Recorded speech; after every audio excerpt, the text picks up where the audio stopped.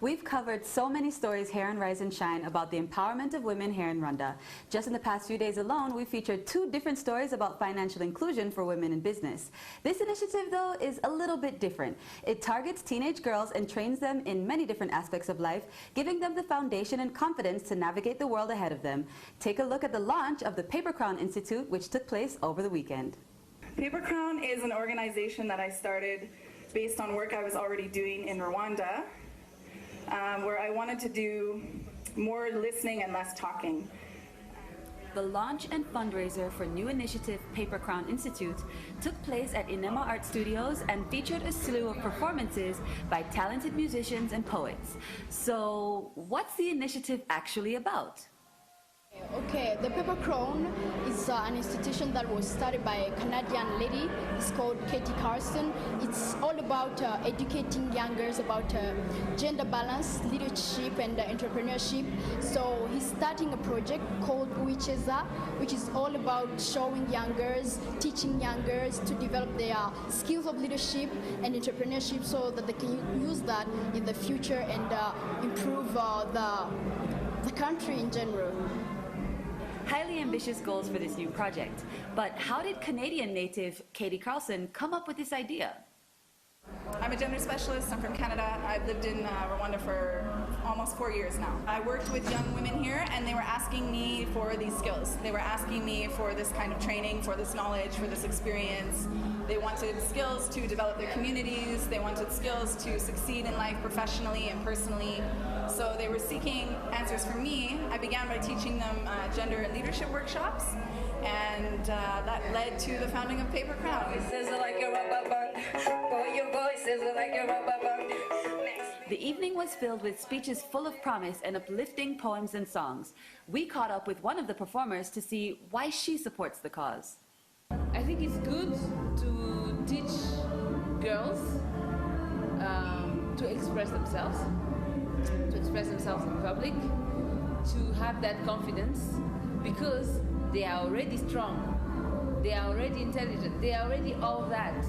No one can teach them that. You have that inside of you, you know? But you can only be taught how to express it. And I think it's a beautiful initiative. And I think if all girls could go through that part of leadership and self-expression, they will build enough confidence to change our country. And this is what I am here.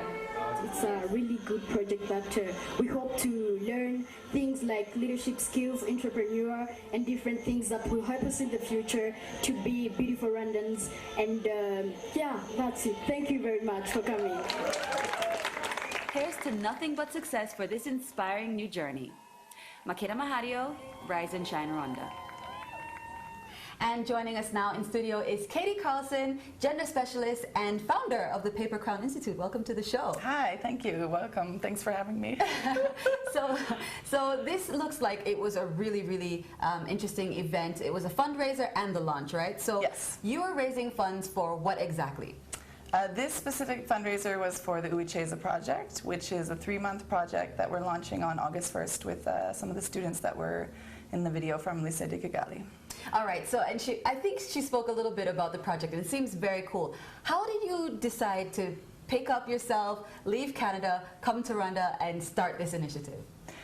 I was into social justice from a really young age, and during my undergrad I actually took some women's studies courses. I got more into the concept and the theory of gender roles, feminism, gender equality, also in a social justice framework, so looking at the role that men play, the role that women play, and how those dynamics bounce off each other. So the focus of Paper Crown is really to try to foster social and behavioral change based on engaging different communities. So I did my master's thesis on Rwanda, on how they had advanced since 1994, upon democratization and state policies towards supporting women and empowering girls and women.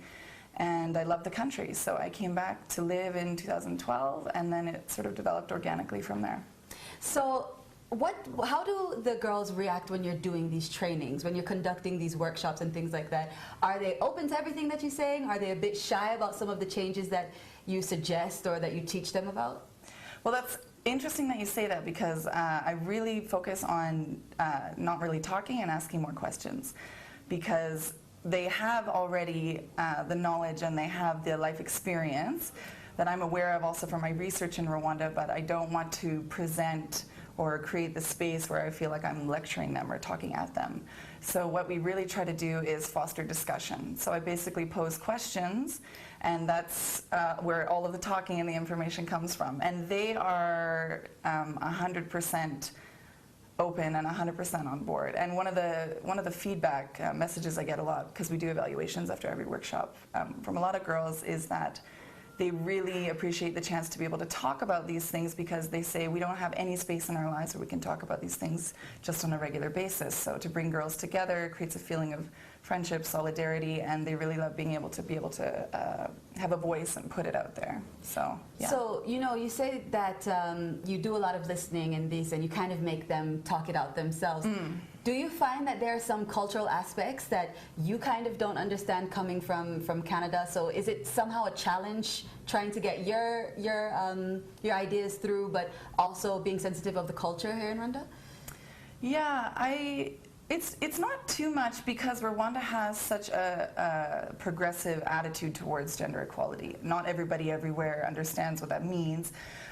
Part of the reason why we wanted to do the sort of gender education workshops was because we were getting feedback from the Ministry of Gender that they have a lot of challenges, particularly in the rural areas, with people understanding what does gender mean, what does it actually mean, and in many cases it's misconceived as being just about women and just about somehow disempowering men or oppressing men to lift women up, which is completely not the truth.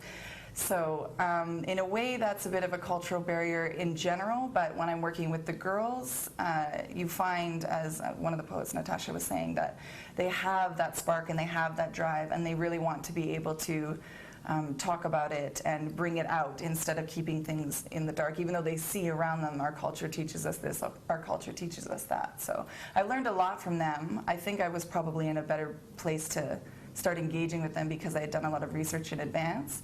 And I had spent some time here already and lived here for a while before really taking off Paper Crown. So there are cultural issues, but I think the fundamentals are universal, which are equality, nonviolence, dignity, and respect for all. So you were saying while we were watching the short feature that Florence, the girl that was speaking, she's one of the more outspoken and comfortable ones. She is. Do you find that most of the students are kind of like that, or they're a little bit more reserved? Because I know Rwandans in general, it's said that they tend to be quite reserved and a little bit shy. Yes, it's true, and that's self-reported as well. A lot of the girls say, one of the first feedbacks I got from my first workshop at Gashora Girls Academy was, I really love this workshop, but I noticed that even in our school, where girls are more empowered than maybe in other schools because of the specific environment at Gashora, there was even girls that were shy and timid to speak in this workshop. And so that says to me that we need more of this. Even though these girls are relatively more empowered, we need more of this because they are shy. So there's some that are almost impossible to get them to talk. And when they talk, they almost whisper. So part of some of the workshops we do is about public speaking and presentation. And self-confidence is a big one. Self-confidence is the #1 most commonly cited barrier that girls tell me is a problem for them, growing up personally and professionally. So we really try to work on that too. So for the future of Paper Crown, what do you hope to achieve? Where do you see yourself in the next however many years? World domination. I don't know. No, I do know. We want to expand to East Africa, preferably in the next 5 years. I don't know if we'll be able to get through all of Rwanda in the next 5 years, but we've had such an overwhelmingly positive response to things like the Uicheza project. I've had men's groups come and talk to me about doing trainings with them, which we've done as well. Engaging men is one of our areas of intervention, and we also do research. So we have a lot of different areas that keep us busy, and I would really like to see, for one, the Uicheza project expanded all across different public schools in Rwanda, and we're working with a lot of Rwandan partners for that, for the mentors, for the community development. So I think this pilot will be really successful, and then people will just, hopefully it will catch like wildfire. So I mean, is there anyone who is watching right now and they're saying this is something that I would love to be involved in, or something that I want to kind of take part in maybe? What would you have to say to them? Is it kind of open for people to chat to you? Or it's wide open. Anyone can call me, email me, WhatsApp, SMS, Instagram.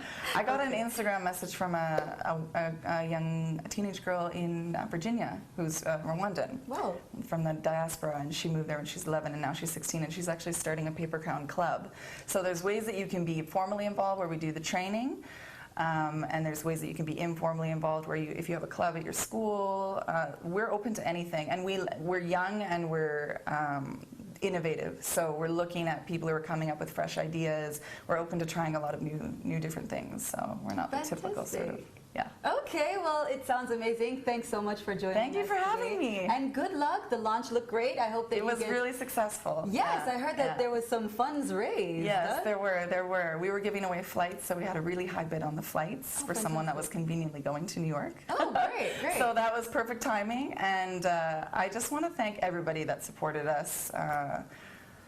Eugene Anangwe, you know Eugene yes, from we Radio love and Eugene TV. Here, Yes, VJ Nano, Carol from Karaoke, Teta Diana, Josh, I should say Trudy. You had and some Natasha, the celebs lady. there.